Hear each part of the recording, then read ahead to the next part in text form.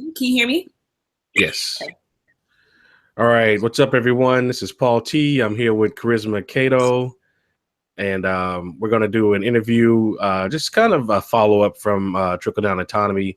Also, just talking about, what her career's been like as far as acting, and just maybe give some inside advice on, what she did to get started and how others can, follow her path and, maybe kind of replicate what she's doing as far as getting started in the filmmaking career. So, Kharisma, we're going to go ahead and go right into it. I did this with Erin earlier. Worked out pretty well. So I'm just going to do the same format with you with the same questions I had for her and things like that. Okay. So if you could, please start with your name and tell us where you're originally from and where you currently are right now.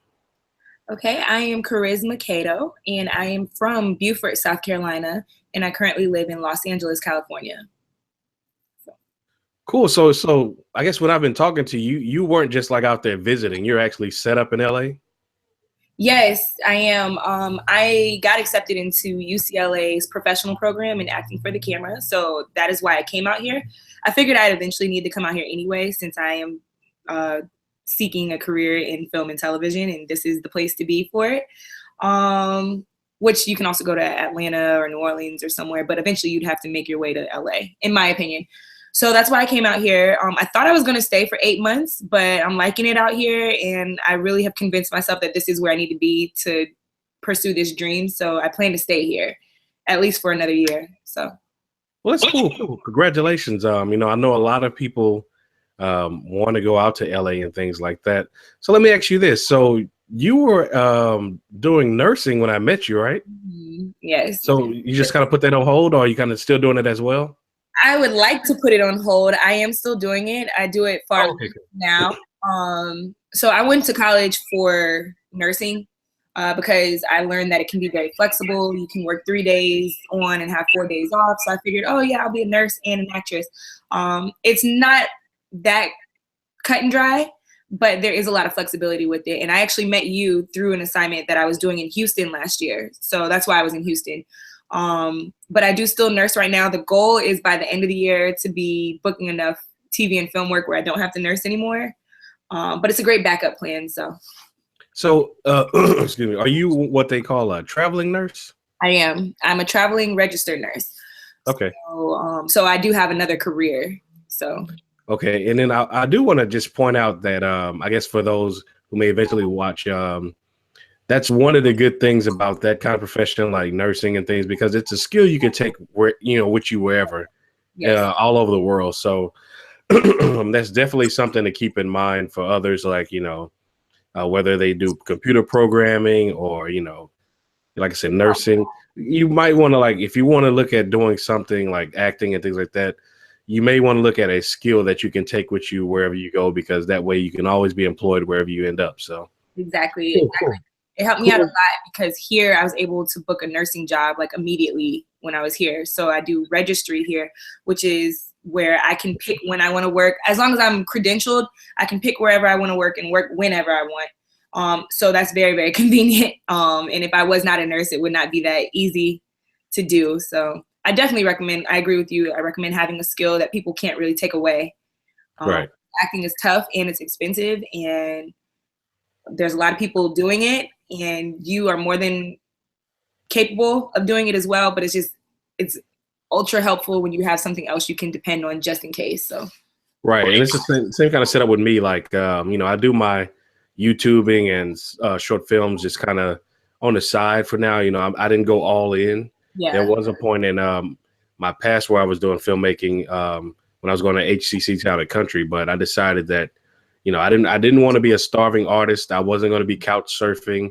So I said, let me get a degree, let me get a real paying job, and then I can just do this as a side hustle. And honestly, now the technology allows for you to really just do it from wherever, at least from what I'm doing, because it used to be like, the only way somebody like me as a writer or a director, you would have to go out to LA or New York or Atlanta or something like that. So that's cool. That's cool. So how long have you been pursuing an acting career?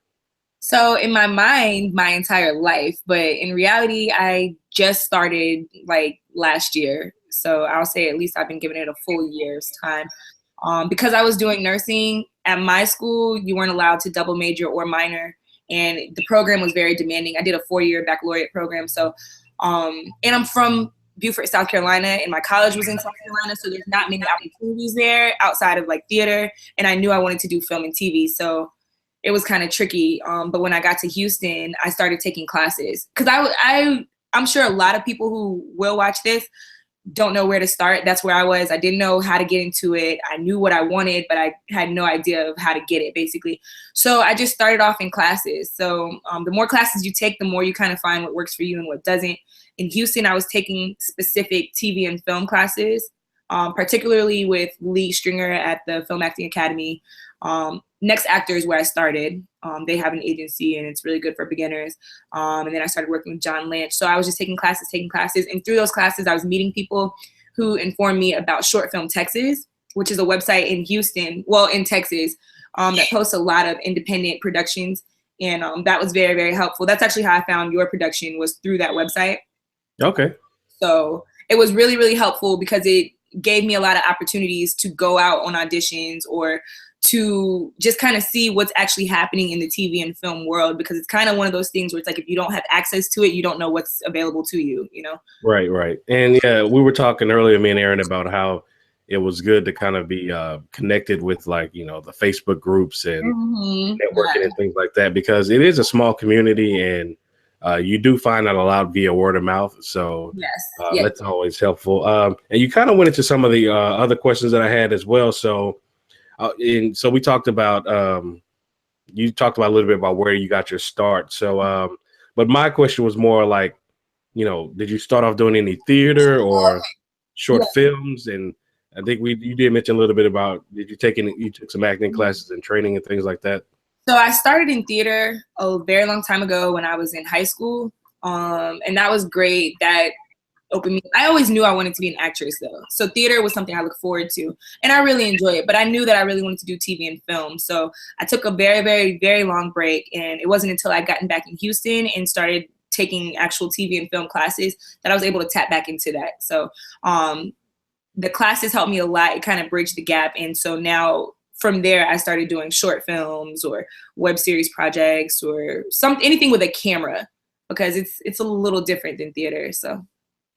Right. And I did tell in some of my videos, and I told Erin as well, is that specifically on this project, I was looking for people with theater training, because I tend to write a lot of dialogue.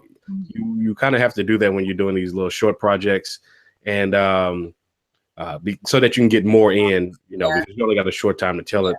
And I was talking about that, you know, I was really stickler about having people be able to memorize the lines.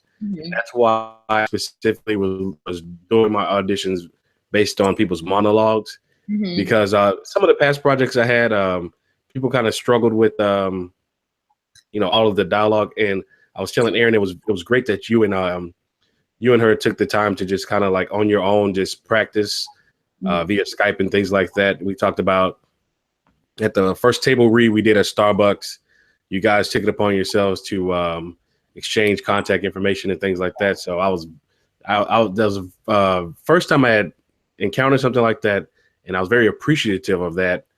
And because we only did like one rehearsal where we just kind of worked out the kinks, and then once we got on set, you guys were just ready to roll. You didn't look at the script at all, and you kind of just went off to the side and just practiced with one another. So that theater, I would say that theater training does help, because, and again, I mentioned too that that was the first time I learned the terminology off book. Yeah. Because, you know, memorizing your lines. So, and so, yeah, we talked a little bit about that. And then could you talk a little bit about what that process was like between you and Erin, just kind of taking the time to practice with one another, and then you yourself committing the lines to memory? Yeah. Erin was very great to work with. That's one thing. She was very receptive. And when you work with people like that, as well as yourself and the entire team, when you work with people like that, it makes you more comfortable to be flexible as well. So personality does play a role in it. But as far as rehearsing with her, we wanted to do that because it was very dialogue heavy. So we wanted to make sure that we kind of had a rhythm so we could have a feel or a sense for each other's acting style, so we can figure out, do we need to change that? I like that, but what if you tried this? Different things like that, and to get the flow, because it's conversational, so we don't want to sound so robotic and so much like we just memorize these lines. We kind of wanted to feel that out. So we did Skype, and when we did, we created kind of a backstory for our script. We decided what our relationships were to the people that we were talking about. We were very specific about it. We talked about what do each of us want as a character in the scene or in the entire production, like what is our end goal? Why is it so important to us, and how we can make that clear when we're performing it. So that was very helpful. As far as the lines go, being off book is just very helpful. It's very helpful for you to be more flexible and to be able to actually get into the character, because if you are so in your head about what your lines are, which I mean, it still happens, but if you're so caught up about what your lines are, but you haven't taken the time to pay attention to what the story is and, you know, where you fit in it all, then you're just saying lines and you're not, you're right. Acting, you're not being. And right. Acting is the title, but to be a good actor, you have to be just that. You just have to right. do this, and you have to help that come through. So it was very helpful because it also got us comfortable with each other. So when we get on set, then we're a little bit more comfortable with each other, a little bit more natural. So. Right, and you're preaching everything that I talk about. Is that I try to convince you know, any of my actors to commit the story to memory, so that you're only just focusing on, you know, what your performance is like and how you're going to interact with the other person. You already know what they're going to say, and you can anticipate it. And then that way too, I can just focus on you guys' performance and making sure all the technical stuff is good, so that I can capture the best performance possible from you guys. So yeah, all of that is great. You hit all of that good. And hopefully any other up and coming actors and actresses that see that kind of take that to heart, that you will help producers and screenwriters and directors out greatly if you can memorize your lines. So good on you for that. Which I'll say, by the way, that's super duper important, especially if you want to do TV and film, because our job is to make your job easier. We're bringing your story to life, and the best way we can do that is to be as prepared as possible. That's something I still work on daily. I got to work on it today, actually.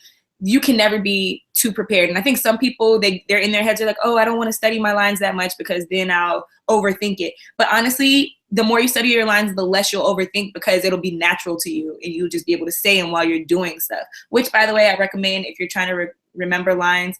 Once you learn them, start doing other things around the house, or, you know, just whatever. Busy yourself with something and say your lines, and then you'll realize, because it's different to learn your lines and then to learn your lines and actually do stuff while you're saying them. So it's helpful for you to learn your lines and then just start doing leisure activities around the house while you're saying them, because then it'll come more naturally and you'll think about it less, and it'll help you get out of your head. But again, the whole point is to make your job easier, because if you have to worry about your job and worry about if I'm doing mine, then that creates a whole realm of stress that's unnecessary. So cool. So can you tell us if you're working on anything currently, or are you just kind of doing auditions and things like that? How's the LA scene working out for you? Yeah, so LA has been pretty great. The program I'm in is really, really great. I've done a commercial. It's for a video game. I did that like a week or two ago. Actually, Congratulations. Thank you. This morning I did like some skit for a YouTube web series thing. There's a lot of great opportunities out here. I auditioned for the murder mystery company. I got in there, so I'm gonna start doing improv work with them. But I am auditioning and stuff like that. It is a big city of who you know versus what you know, which is helpful. That's good too, because it's necessary for you to always be yourself and just get to know people, because a lot of opportunities that have come my way have been from that. But I'm not working on anything specifically right now. I'm still waiting on another project that I worked on in Houston to be released, and I'm auditioning for new things. So I'm excited about that. Awesome. And yeah, hopefully, you know, the work that we did was a good like demo reel for you to show people.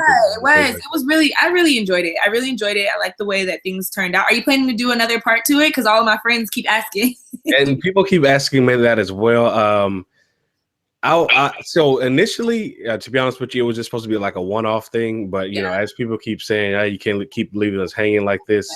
You know, I don't know. I may look to expand it or something like that. But if I did do it, I'd do it smart, to where I'd try to do it in batches. So no, I would shoot everything in one time and then release things. And for instance, like I may shoot like 4 parts and then release them each week for a month or something like that, you know? That's nice. So, right, yeah. So I haven't done anything just yet because, again, like I said, you know, some things have changed. Like I said, Erin's in New York and then you're in California. We couldn't be more separated, right? So, so yeah, we'll see what happens. But speaking of which, what has been your take on as far as actually my take on this was this. So I never wanted to go out to LA or New York or Atlanta just yet because myself as a writer, producer, director, I feel that I wouldn't be able to stand out there because there are a lot of people trying to do the same thing to be very saturated. I feel that from Houston and with the whole technological advances and things, I could stand out a lot more here. But for you, like as an actress, it's better to go where they say where the work is being done. So being in LA, you've got a bigger advantage than somebody being in Houston because it's not necessarily I would say needed for you to be I guess trying to stand out like I am because it's just I'm doing my own thing, so I'm creating the work, whereas it's better for you to go where the work is. Now, with that said, though, do you find that it's a lot more competitive than it was here in Houston, and do you see that as a good or bad thing? Okay, so coming out to LA was very intimidating because I'm a small town girl, so the idea of going to LA, it's like, oh, big city with lights, right? So I was, again, lucky enough to get into this program. That's what actually plummeted me out here so quickly, because otherwise I would have stayed in Houston, because I do agree, if you have a smaller market that you're already a part of, that you can take the time to actually master, that's a great idea. Me, if I wouldn't have taken this opportunity, I felt like I would have missed it, you know? So I had to get out here. Now, when I got out here, I was initially intimidated, but then the more I went places, I just realized that LA is the same as any other place you go. It's the same type of people, just a larger amount of them, right? So it's all how you think of things. And in LA, as you've stated, basically everybody's here in the entertainment industry. They're an actor, they're a singer, they're a dancer, or something like that. And that can be you can feel like you're drowning amongst a big sea of people who are all trying to do the same thing. So what's special about you? But what I realized is that you have to make the decision. I decided I'm an actress. So because I am an actress, now when I speak to people, if they ask what my profession is, I tell them I'm an actress first. I will then follow up with the fact that I'm a nurse and stuff like that. But it's all about your choice, because if I give people the opportunity to question what I'm out here doing, because when I delivered it to them as though I questioned it myself, and it's harder for another person to believe that, right? I have to believe that this is who I am. This is what I'm here for. I'm supposed to be here. So even if I don't become a super famous celebrity, I'm still meant to be here in this moment. I have to expand on that, and I can't run away from the opportunities that are coming my way. I think it's really easy to get caught up with what you think it's supposed to be like, that you forget that you are in it the way that it's supposed to be. I don't know, that might. No, I love that. What is it? I speak it, therefore I am. Yeah, I mean, that's a great mindset. That's the bottom line, because I've been to auditions before where there were people there who were so confident that they intimidated me, and I was like, dang, I don't know, because they just exude so much confidence, you just know they got it. But then I will go back and see what they did, and I'm like, oh, damn, that wasn't that good. But it's all about how they made you feel, right? You have to sell, as an actor, you have to sell your work. Your work is yourself. You have to sell that. You have to expect someone to believe what you are giving them. So that's been the life lesson here.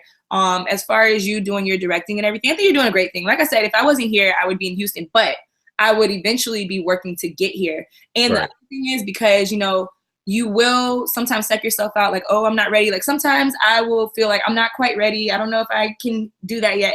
And then I also realize that you're ready when you decide you are. Everything is a decision.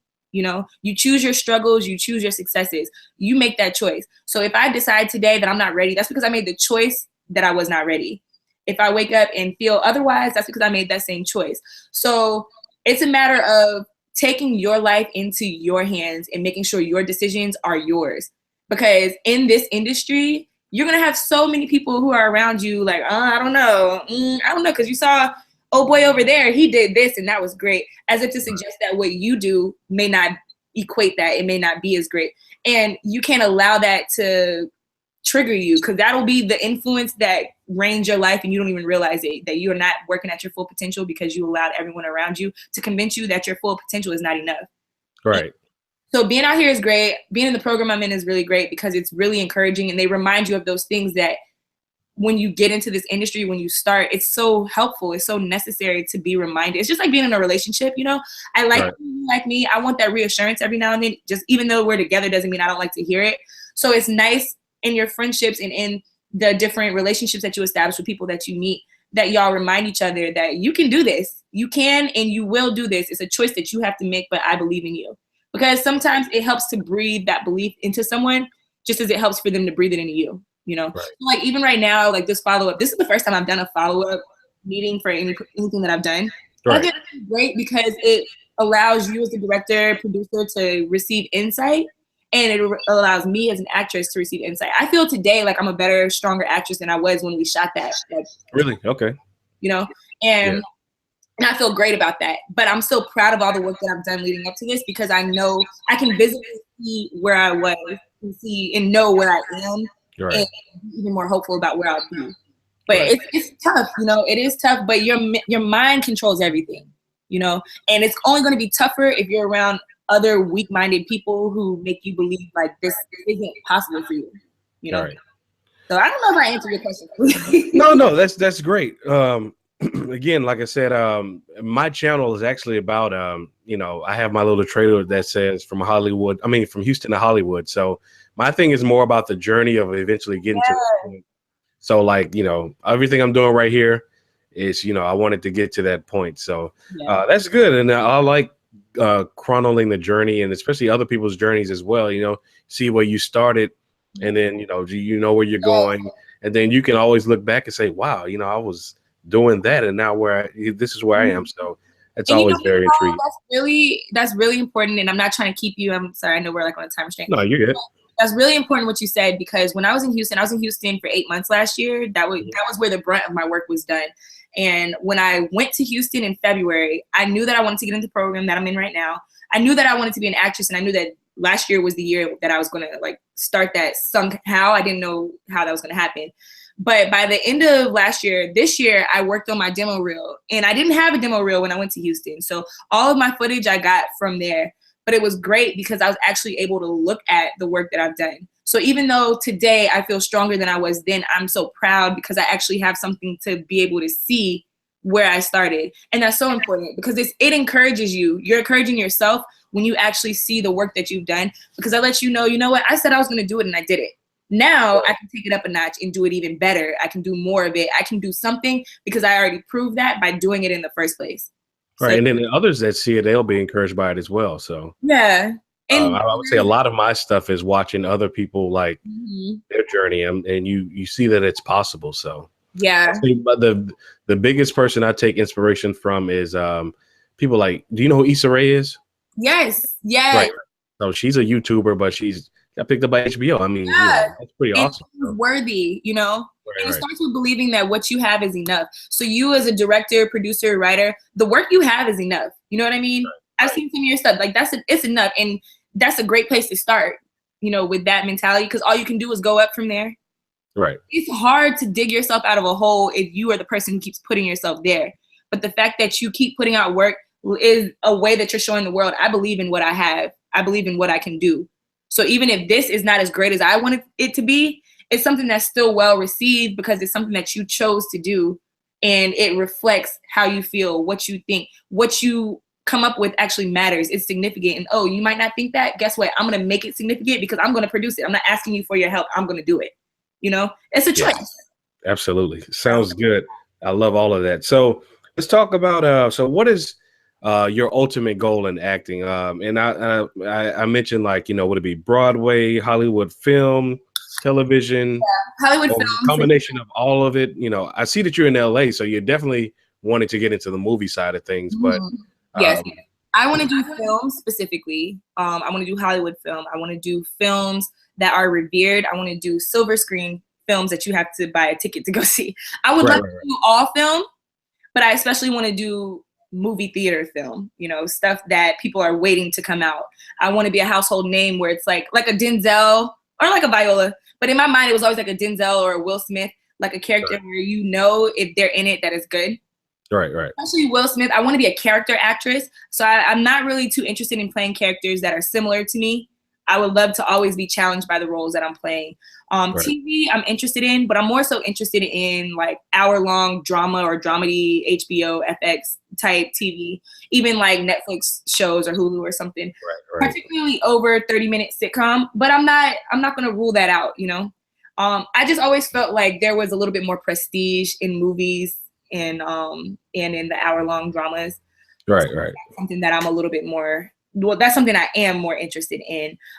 Theater, I'm not opposed to theater, but theater, I love theater and I have a respect for it, but it's just not particularly what I'm interested in doing performance-wise.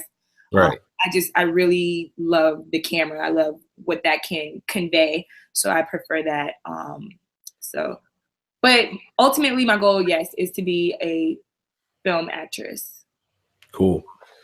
All right. So, and then last question is, what advice would you give someone just starting out who kind of like how, you know, you told us that, you know, you really were just getting your footing when you were in Houston. So what kind of advice would you give someone watching this who's interested in getting started, but may just kind of be, you know, not necessarily how to go about it? And would you recommend them do like acting classes, training, make a monologue, you know? Absolutely. What I would recommend is for them to look up any film acting. If they're interested in film, if they want to do theater, that's something different. But I would recommend film and TV acting classes if they have anything like that similar to that around where they live. Otherwise, audition for theater things, anything that's available in the area that you live, I recommend to take advantage of. Just get started.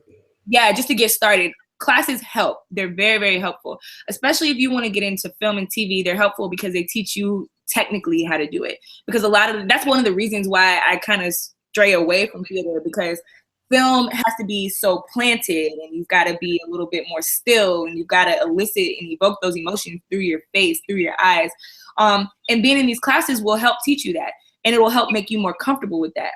But also, just go on auditions. Take them seriously. Get some headshots done whenever you can. Work on your resume. Even if it's not an acting resume, just work on what you do have. Think about all the different skills you have, because that's something that will be necessary to add to your resume at some point. Always just get involved. My mantra, I had to make one for class, and my mantra is, why can't you do it? Okay, now why won't you do it? Now get out of your own way. It's a little different because my mantra is like me talking to myself, but the whole point of it is a lot of the times these are things that we can do, but we're afraid to for whatever reason. It doesn't, you know, depending on where you grew up, how you grew up, anything like that. But the biggest thing is, if it's something that you actually want, make that choice. If you want this, believe that you can have it, and you will be so surprised at all the different opportunities that will present themselves. And if they don't, create your own content, just like Issa did, or just create your own content. Yeah, because she directs and writes her stuff, and she acts in them as well. So, right. Nobody will cast you. All right, write your own stuff and cast yourself. My teachers tell me that all the time. It's about how badly you want it, because writing is not easy. It's time consuming. But as with anything, it's going to be, you know. Right. But it's if you want it. If you want it, it's not going to feel like work to you. You know, it's going to feel like a success that's brewing. You have to make that choice. So take classes, believe in yourself, whatever that means to you. If you have to wake up every morning and look in the mirror and be like, you look good, you are good, you are enough. Do what you got to do, because you never know where a person's head is, you know? Right. And let me ask you this. So, and with that said, what are some of the few things you can recommend people like be on the lookout for so they can avoid being scammed, and like, and some things like that, like what to watch out for, some of the pitfalls, like, you know? Yeah. It's important to know what you're comfortable with. That's number one. Particularly as women, you will find auditions for things that require nudity or something like that. Right. First of all, if it requires any form of nudity, it needs to state that ahead of time. It never needs to be one of those things where you show up to the audition and, oh, by the way, we want to see your tits. Like that, it shouldn't be like that.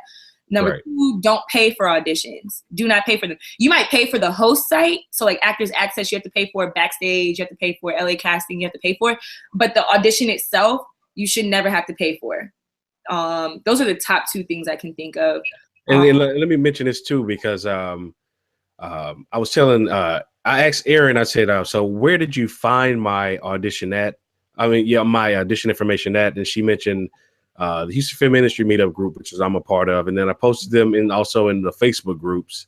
You know, I'm a part of those as well. But I mentioned to her that I kind of did a Google search one day, and this was just recently, and I saw my audition ended up on a website that just kind of had it, and they were like, if you want to like more details of the contact information, you have to sign up for the website. I was like, that's pretty shady, you know, because I didn't give them permission to do this. But you know, I would say, you know, another good reason being plugged into the scene and talking to people is because you know, they can kind of tell you to watch out for that crap. So yeah, I don't put it anywhere to where people would have to either give up information or pay something in order to access it. I will look at breakdown services though in the future, because it's connected to Actors Access, which you guys told me was pretty reputable. So yeah, it is. Because even so, like even on those websites, the admin, they have to review all of the submissions for auditions and stuff to make sure that it's legit. So like even on Backstage or on Actors Access, if you hit an audition that you're reviewing and maybe it sounds too good to be true, maybe it sounds all right, you know, whatever, at the top, sometimes it'll notify you to let you know this has not been reviewed, so please be careful with your submission and you know, be on the lookout, stuff like that. So a lot of the things you will have to pay for, like Actors Access and breakdown services and things like that, those things are worth it because, you know, in this industry, these are hot commodities, you know, so you ain't gonna just have these auditions just for free out here everywhere. But you do have to be careful. Like for me, something that and it's only because I've been scammed before, I always notice like spelling errors or something like that, because in my mind, a professional person who's really doing a production or something, unless they are just terrible with grammar, they normally will reread anything they post because it's a reflection of them, right? Which could be a reflection of their work. If you have bad writing in your audition notification, the chances are is the production, if it is even a production, is going to have bad writing too, right? So you don't want somebody who just rushes through things. So always make sure that the words are spelled correctly. And I'm talking about like outlandish mistakes that are just like, are you even, you know, do you even speak English? And that's not to say that non-English speaking or people who don't speak English as their first language are not trustworthy. That's just a personal red flag for me because I've been scammed by things before in the past, unrelated to acting, but I've been scammed by things before in the past where I just noticed a similarity was that the language was just all botched up. But you give so much credit to the person that sometimes they are a scammer. They're a scammer and they're scamming you. And guess what? They don't know how to spell. And that was your red flag and you missed it because you gave them so much credit, you know? So it just depends. So. Yeah. And I guess for any like producers and directors out there as well, what's interesting to me is Roman, you remember Roman? Oh, so did you know that Lawrence changed his name to Roman? Because he was Lawrence whenever you met him. The black guy who played the Congressman Wills at the end. Yeah. Remember he came to the set. Yeah. When we were shooting that day, it almost started raining. Yeah. Yeah, but when it came time for us to shoot, he changed his name to Roman. So and that kind of just tripped me up the entire shoot because I was like, I kept calling him Ronald and whatever. I was like, you know, I'm just gonna call you Congressman Wills from the thing. But anyway, he had got me convinced about signing up for IMDb Pro. And at first, myself as just getting started and not really like doing anything big and grand, I was like, I don't know if I should do that because if people would just kind of look at me like this guy's faking it, you know, whatever. He's like a wannabe. But Roman was saying, no, people actually take that very seriously. And also with that, if you remember the other girl that was on the thing as well, who played Micaiah assistant, yes. She said that even when the first thing I did with her on the very first short film I did, was called Believe Me When I Say, she went to try to see if she could find me on IMDb. I wasn't on there at the time, but you know, after talking with her and stuff, she was kind of convinced that it was legit. But yeah, apparently people will go and look at IMDb to see like if you're legit, you know. So yeah, they do. I haven't gotten too heavy in the IMDb thing just yet, but that actually is something that is very important to a lot of people, rightfully so. And even like when they'll have auditions for stuff, even like with your audition, you're like, you also get an IMDb credit. Right. It's important to a lot of people because it kind of shows a level of professionalism. Like, no, I really do this. You know, Right. Actually, you can check my credits. You know. Right. And he convinced me, and I was like, yeah, because he said that carries a lot of weight when you can give actors and actresses and crew credit. That's true. On IMDb Pro. So.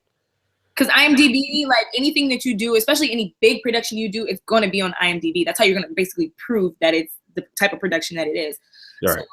So yeah, it's very, very helpful. Again, I don't do much on it, but I will admit when I look people up, I do. If IMDb pops up, that is the first thing I'm going to check because that's, to me, the most legit way to find out a person's credentials or what they've been up to. So yeah. Cool. So future directors and writers and producers take note. Yeah. So that's all I had for you, Kharisma. I appreciate you taking the time to come and do this interview.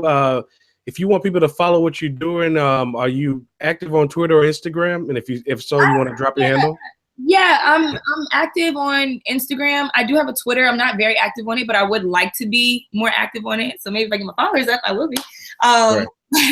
My real name is Kharisma Cato, but I go by Case to my friends and family. You can call me either. It's fine. But my Instagram is Case Skywaka. So that's KACESKYWAKAAA. So like Waka Flocka. So right. So I made it when I was in college, so you know. And what I'll do is I'll drop it in the okay, yeah. And that's my Twitter too. So okay. Yeah, so yeah, I'll link to both of those in the description. And I'll make sure I get the correct I think I'm following you on Instagram as well. So I'll make sure I get the correct handle so that absolutely cool. So again, well, thanks again for taking the time to drop by and just kind of do like a follow-up thing to where we shot. And I'm glad to hear that you're out there in LA and doing some things. Much success to you, and you know, good luck on all the projects you're doing as well. And yeah, cool. So you have any questions for me, anything like that? My only question is if you wouldn't mind, please just keeping me posted on what you're up to. If I ever go back to Houston, I would love to check in on you and see how things are going. I thought it was great working with you. So anybody who ever has the pleasure of working with Mr. Paul T here, that'll be a great experience. He brings food, you know, he looks out for you. He's very flexible. It's awesome. And he's professional. Right. It was great working with you, and I appreciate the opportunity. So thank you. Appreciate that. And I appreciate you attending participating in my production as well. Again, and absolutely, I'll keep you in the loop. So, all right, well, I'm gonna let you go enjoy the rest of your day, and good luck to you if you got any auditions or anything coming up today or over the weekend. And I'll talk to you again later. Thanks again. Right. Thank you. Okay, bye.